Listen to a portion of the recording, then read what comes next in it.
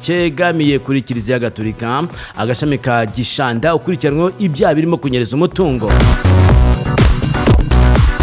Umuyobozi w'imyaka 29 yatawe muri yombi kuri itariki ya 18 kwakira kurikiranwe ibyaha byo kunyereza umutungo no guhindura inyandiko cyangwa se gukoresha inyandiko mpimbano. Bivugwa ko mu bihe bitandukanye yanyereje umutungo warenga miliyoni 20 ushize mu mafaranga y'u Rwanda.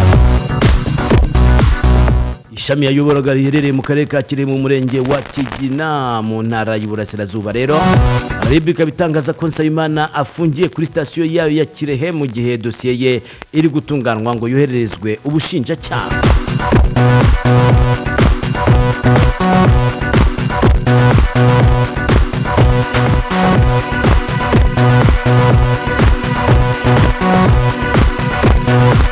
Iyo nkuru nayo wayibona ku cyamakuru igihe akadomo.com ari naho dukuri inkuru itubwira ko Karim Benzema washyigikiye Palestina yasabwe kwamburwa ubwenegihugu bw'igihugu cy'Ubufaransa. Umunya Algeria ufite ubwenegihugu bw'Ubufaransa yasabwe kugamburwa nyuma yo kugaragaza ko ashyigikiye abanyepalestina mu ntambara ya Hamas na Israel. Hano atubwira ko kuva intambara yakwaduka hagati y'umutwe wa Hamas na Israel hari bamwe mu ba sportif bagaragaje amarangamutima yabo kubo bashyigikiye ndetse abanagaragaza karengane kari gukorerwa bamwe mu baturage baho.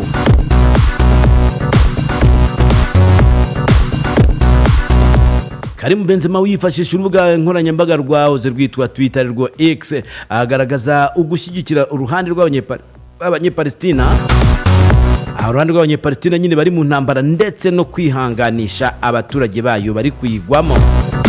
Agira ati amasengesho yacu yose ubu ari kumwe n'abaturage bari muri Gaza bari kugabwaho ibisasu bitari kurobanura abana cyangwa abagore. Bamwe mu bayobozi bo mu Faransa bahise babwakira vuba cyane ndetse banagaragaza ibitekerezo byabo. Aba barimo Minisitiri w'umutekano w'imbere mu gihugu Gerard Dramanin. Uyu mugabo rero yatangaje ko uyu mukinnyi afitanye isano n'umuryango w'abahezanguni baba Islam ngo aribo ba Muslim Brotherhood.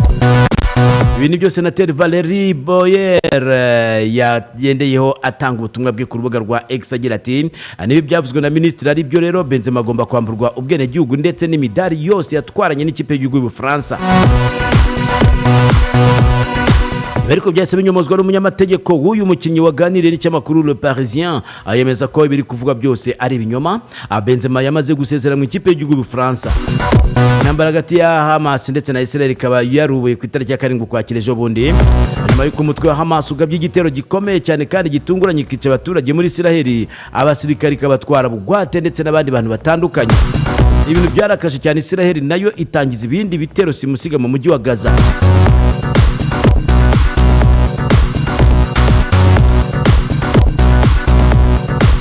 Ko bimeze aho ngaho rero amakuru y'Isiraheli n'ibidukunda turaza kuyagaruka ariko tubanze turebe n'andi makuru atandukanye.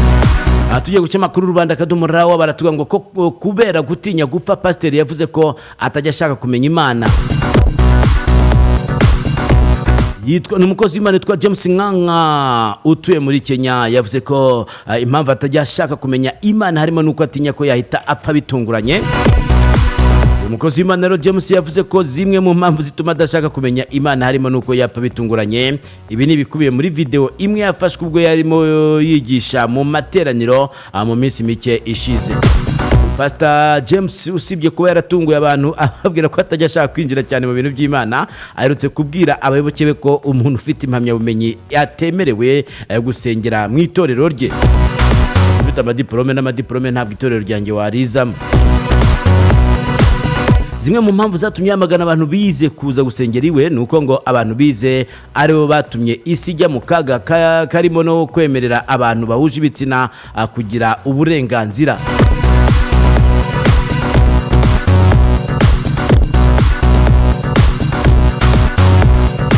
Ni Pastor Nganga James. Ubwongereza bwatangiye kubuza abaturage babwo kujya muri pariki zo mu gihugu cya Uganda. turi ku kinyamakuru bwiza.com atubwira ko kuwa gatatu guverinoma y'Ubwongereza yihanangirije abaturage bayo kwirinda ingendo muri parike izwi cyane ya Uganda bitewe n'umutekano muke uherutse gutuma abantu batatu babura ubuzima. Nyuma yuko ba mukerarugendo babiri barimo n'umwongereza ndetse n'umuyobozi muri iyo parike, umuyobozi nyine babayobora abantu bagenda babereka aho berekeza, bababwira n'ibindi bisobanuro bijyanye naho bari, baguye mu gitero cyagabwe ku mutwe cyagabwe nyine n'umutwe w'abantu batazwi. Ni itsinda ry'abantu batamenyekanye. Kuwa kabiri rero aba uko ari batatu bibasiwe n'abantu bitwaje imbunda ubwo bari kuri safari muri parike yitiriwe Umwamikazi Elizabeth mu majyepfo y'uburengerazuba bwa Uganda. Hatwikwa imodoka yabo nk'uko byatangajwe n'inzego zitandukanye, nabo baricwa. Biro by'ububanyi n'amahanga by'Ubwongereza byavuze ko bitanga inama ku baturage babwo bakorera ingendo muri parike ya Uganda kuzigabanya by'umwihariko mu cyanya kirimo intare zizwi ubushobozi budasanzwe bwo kurira ibiti.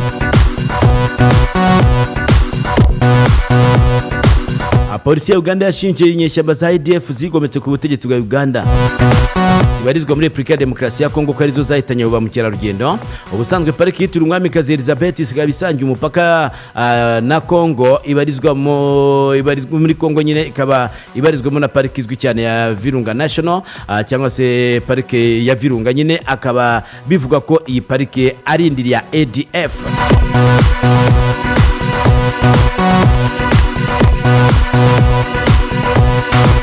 Tukiri kuri itangazamakuru cya Bwiza, baratuga ko Hezbollah yaburiye Biden ndetse na Netanyahu ivuga ko bifite ingufu zayo zikubye inshuro 1000. Hano tugaho kuwa gatatu rero umutwe wa Hezbollah wo muri Libani wihanangirije bikomeye cyane abanzi bawo, uvuga ko imbaraga zikubye inshuro 1000 ari mu gihe abarwanyi babo bakomeje guhererekanya ibisasu biremereye n'ingabo za Israel ku mupaka mu makimbirane yatangijwe n'imirwano hagati ya Hamas na Israel. Israel arasa bakarasa, nabo barasa Israel karasa. Amerika ikaba rihanangirije Iran ishyigikiye Hezbollah n'umutwe wa Hamas wo muri Palestina, yisaba kwirinda kugira uruhare muri iki kibazo, kandi yohereje ubwato bubiri bw'intambara ivuga ko bugamije gukumira uwo ari we wese cyangwa leta yashaka kongera umurego mu ntambara, nk'uko nyine inkuru yashyizwe hanze n'ibiro ntaramakuru by'Abongereza Reuters. Umuyobozi wa Hezbollah witwa Hashem Safedin mu ijambo yavugiye imbere y'ibihumbi by'abashyigikiye uyu mutwe, yavuze ko Perezida wa Amerika Joe Biden, Minisitiri w'Intebe wa Israel Benjamin Netanyahu n'izindi nkozi z'ibibi z'abanyaburayi ngo bagomba gucunga inyuma habo. Ati igisubizo ku ikosa mushobora gukora muri resistance yacu kizaba kinini cyane. Akomeza agira ati kubera ko icyo dufite ari ukwemera, kandi Imana ikomeye ikameye kubarusha, amato yanyu yose y'intambara n'intwaro zanyu zose, ibyo ngibyo byose bizashya. Yabivugiye mu myigaragambyo yo kwamagana igitero cyahitanye abantu babarirwa muri 500 ku bitaro byo muri Gaza. Hezbollah na Israel bikaba byaragiye bikozanyaho ku mupaka hafi ya buri munsi kuva Hamas yagaba igitero kuri Israel ku itariki ya 7 Ukwakira, maze Israel isubiza n'umushinya mwinshi cyane n'ibitero by'indege kuri Gaza.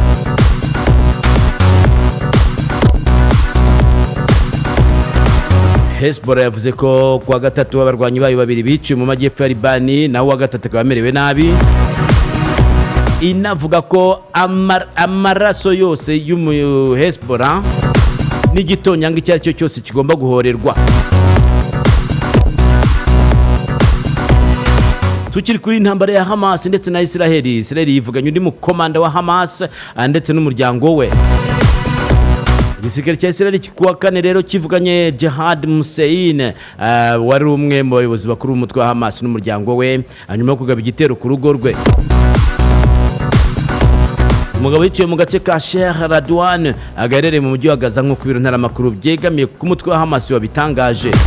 Jihad Hussein yiyongereye ku bandi bayobozi bakuru batandatu b'umutwe wa Hamas. Israel yatangaje ko imaze kwivugana kuva kuwa gatandatu w'icyumweru gishize.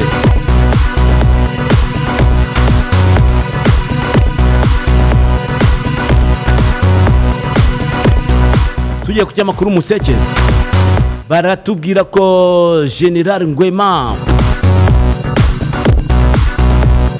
yamaze kwigomwa umushahara we wa perezida wa Gabon General Brice Clotaire Oligui Nguema yatangaje ko agiye kwigomwa umushahara we ariko agahabwa uw'umugaba mukuru w'ingabo.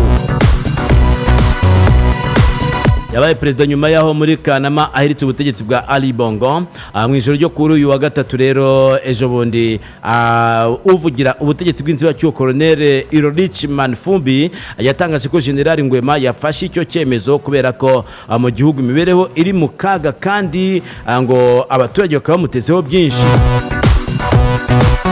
Ati buri munsi bituma inzibacyuho irushaho kumenya uko muri rusange igihugu gihagaze nabi, by'umwihariko ubukungu ndetse n'imari.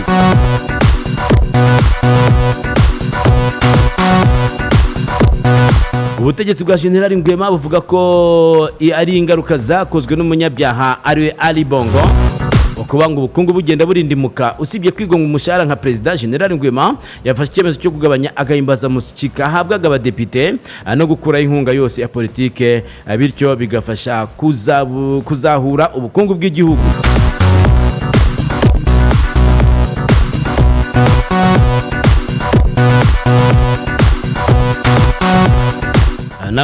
Amakuru yagiye asohoka mu bitangazamakuru bitandukanye.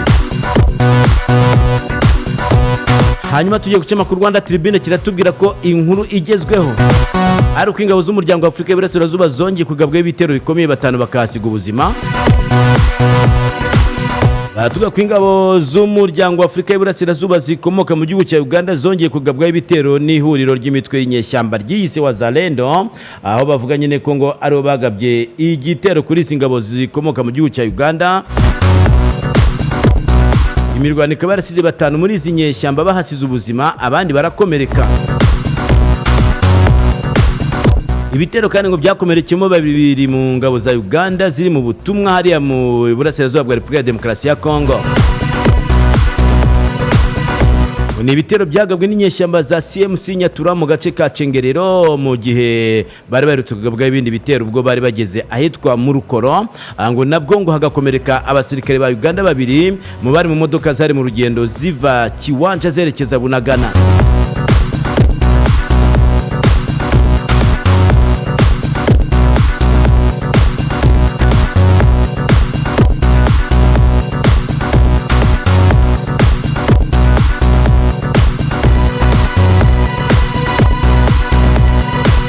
Mu makuru dushana kugira ko umugabo yiyahuye nyuma yo gusura umugore we mu bitaro. Ni kuri wa gatatu abapolisi bo mu ntara ya Migori batangiye iperereza ku rupfu rw'umugabo wapfuye yiyahuriye mu nzu ye iherereye mu majyaruguru ya Kanyajunk nyuma y'amasaha make avuye gusura umugore we mu bitaro.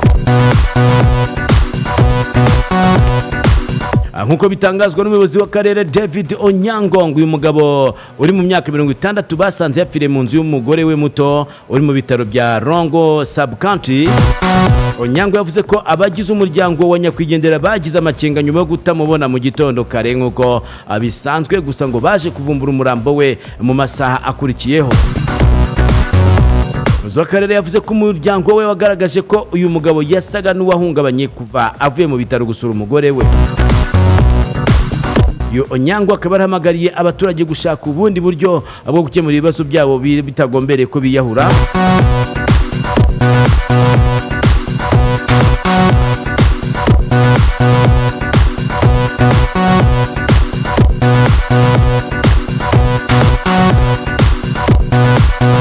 Hanyuma dusimbuye ku cyamakuru rero umuryango aratubwira ko ingoma RIB yafunze gitifu wasenye inzu y'umuturage kubera ko yamwimye ruswa. Mu rwego rw'igihugu rw'ubugenzacyaha RIB rufunze witwa Ndagijimana Vincent, umunyamabanga nshingwabikorwa w'akagari ka Kabungo mu murenge wa Mugesera mu karere ka Ngoma, nyuma y'uko atemaguye inzu y'umuturage witwa Mpongano Jean Pierre wamwimye amafaranga bari bavuganye kugira ngo yubake nta cyangombwa. Umuyobozi w'akarere ka Ngoma niyo nagira Nathalie akababwiye itangazamakuru ko bamenye iby'uwo muyobozi yakoze nyine bakamutumaho ku biro by'akarere kugira ngo yisobanure, hanyuma agahita atabwa muri yombi n'urwego rwa RIB. Ati twagira inama uwo muturage ko yajyana ikirego kuri RIB ariko kubera ko n'abaturage bari bamutubwiyeho imyitwarire mibi irimo niyo ngiyo yabaye ajyanwe mu nzego z'ubugenzacyaha kugira ngo akurikiranwe. Ubu niho ari. Amakuru avuga ko Gitifu Ndagijimana yari yatse umuturage amafaranga 20,000 kugira ngo yubake inzu atiriwe asaba icyangombwa kibimwemerera.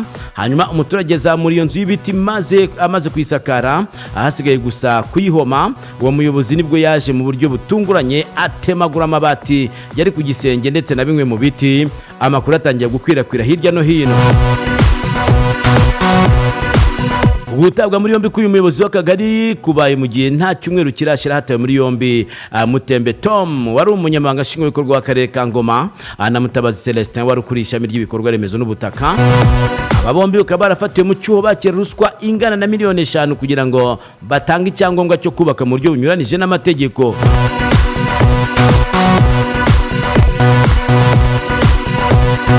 Umunyamakuru twibutsa kandi ko muri uku kwezi hafunzwe umunyamabanga nshingwabikorwa w'umurenge wa Mutenderi n'umucungamutungo wawo bakurikiranyweho kunyereza amafaranga y'abaturage.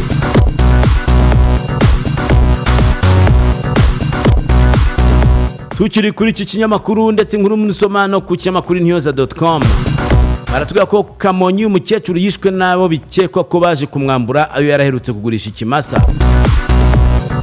Nubwo bitaremezwa ko ari cyo yazize, ariko umukecuru witwa Rosalia Mukarosi waruherutse kugurisha ikimasa yishwe n'abantu bikekwa ko bari baje kumusabura amafaranga y'ikimasa yari yamaze iminsi agurishije. Baratuye mu mudugudu wa Rukoma, akagari ka Remera, umurenge wa Rukoma mu karere ka Kamonyi. Amakuru umunyamabanga nshingwabikorwa w'umurenge wa Rukoma witwa Mandela Innocent yatanze ngo nuko uriya mukecuru yibanaga kandi ngo nta mwana yigeze abyara. Iby'urupfu rw'uyu mukecuru imyaka 69 byamenyekanye mu gitondo cyo kuwa kane rero hari ku munsi w'ejo. Gitifu Mandela akavuga ko bakimara kumenya ayo makuru bihutiye kujyayo, bageze basanga abagizi ba nabi bamwishe bahita batoroka. Mu gitondo cyo kuri wa kane rabo ubuyobozi bw'ibanze bwakoranye inama n'abaturage bo mu mudugudu uriya mukecuru aratuyemo, nuko barabahumuriza. Reka dutumikira badutumye turagaruka tureba n'andi makuru.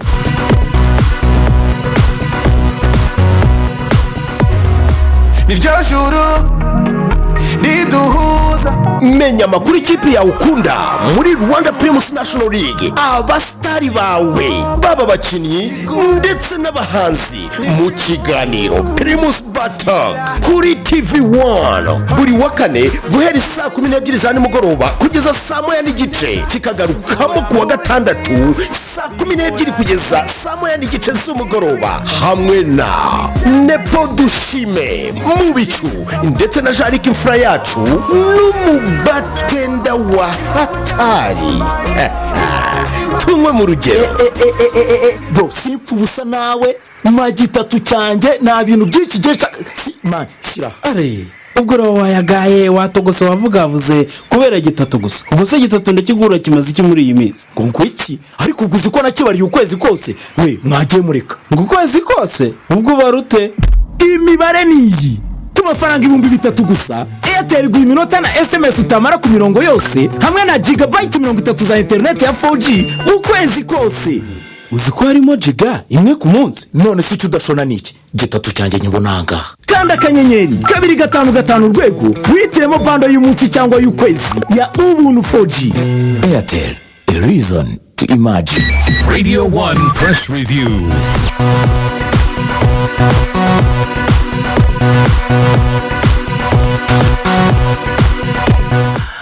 Dukomeza n'andi makuru. Reka dusimbuye cy'amakuru umuryango w'inkuru yatangaje kweri yafashwe asenya imva mu irimbi rya Busanza.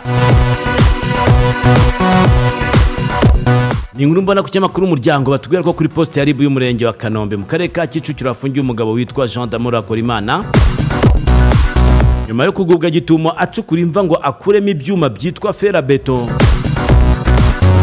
Iyo mva iri mu irimbi rishaje riri mu ko gace ka Busanza. Ubugenzacyaha buvuga ko mukurikiranye ibyaha byo gusenya imva, bimenyetso by'urwibutso cyangwa gukorera kumva cyangwa kwirimbi ibikorwa bitesha agaciro. kubatabizi rero mumenye ko ingingo y'ijana na 184 y'itegeko nimero 68 akarongo 2018 aryo kwa 30 z'ukwezi kwa 8 2018 ngo aryo riteganya nyine guhana icyo cyaha. Iteganya ko ugihamijwe n'urukiko habwa igihano cy'igifungo kitari munsi y'imyaka 3 ariko kitarenze imyaka 5 nihazabe amafaranga atari munsi y'ibihumbi 500 ariko atarenze miliyoni y'amafaranga y'u Rwanda. Ribika biburira abantu bose ko irimbi ndetse nimva ari ahantu ho kubahwa cyane. Jya ku cyamakuru umuryango urebe n'ibindi umuvugizi wa RIB Dr. Murangira Thierry avuga.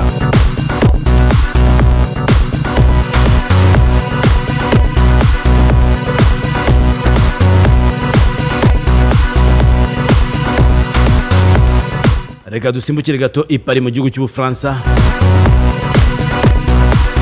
Turanyura ku cyamakuru bwiza.com atubwira ko ubujurire ku ruhare rw'ingabo z'Ubufaransa muri genocide bwongeye guterwa utwatsi. Abacamanza b'iperereza bari bashinzwe iperereza ku ngabo z'Ubufaransa zishinzwa kuba ntacyo zakoze mu gihe cy'ubwicanyi bwo mu bisesero muri genocide yakorewe abatutsi muri 1994 bongeye gutesha agaciro ubujurire bw'abatanze ikirego. Icyemezo gishya cyari gitegerejwe nyuma y'icyemezo cya mbere cyo kureka gukurikirana ingabo z'Ubufaransa cyo muri 2022. Icyo gihe habaye kujurira amaze kuwa 28 Nyakanga 2023 abacamanza bongera gutegeka guhagarika iperereza nk'uko byashyizwe hanze n'icyamakuru 20minutes.fr. Urubanza amashyirahamwe ya Survie Ibuka FIDH n'abacitse ku icumu batandatu mu bisesero n'abaregera indishyi bashinje ingabo z'Ubufaransa zari muri Operation Turquoise ubufatanyacyaha muri genocide. Bashinje ingabo z'Ubufaransa kuba zaratereranye ku bushake mu gihe cy'iminsi 3 impunzi z'abatutsi zari zarahungiye mu misozi yo mu bisesero mu burengerazuba bw'u Rwanda zikareka abicanyi bakica abakabakaba 50,000 muri bo kuva ku itariki 27 kugeza ku itariki 30 Kamena 1994. Icyemezo cyatanzwe cyo bundi kwa kabiri rero cyagenzuwe n'ibiro ntaramakuru by'Abafaransa kuwa gatatu rero kigaragaza ko abacamanza babiri bashinzwe iperereza ku byaha byibasiye inyoko muntu b'urukiko rwa Paris banzuye kureka gukurikirana abasirikari 5 b'Abafaransa barebwaga n'iperereza batigeze baburanishwa. Abacamanza ngo banzuye ko mu gihe cy'ibyabaye mu bisesero ingabo z'Ubufaransa zoherejwe mu Rwanda ngo ntizabaye abafatanyacyaha binyuze mu kwifata ku cyaha cya genocide n'ibyaha byibasiye inyoko muntu byakorewe abasivile b'abatutsi. Abatanze ikirego bo bateye utwatsi uyu mwanzuro ndetse bemeza ko bazongera bakajurira.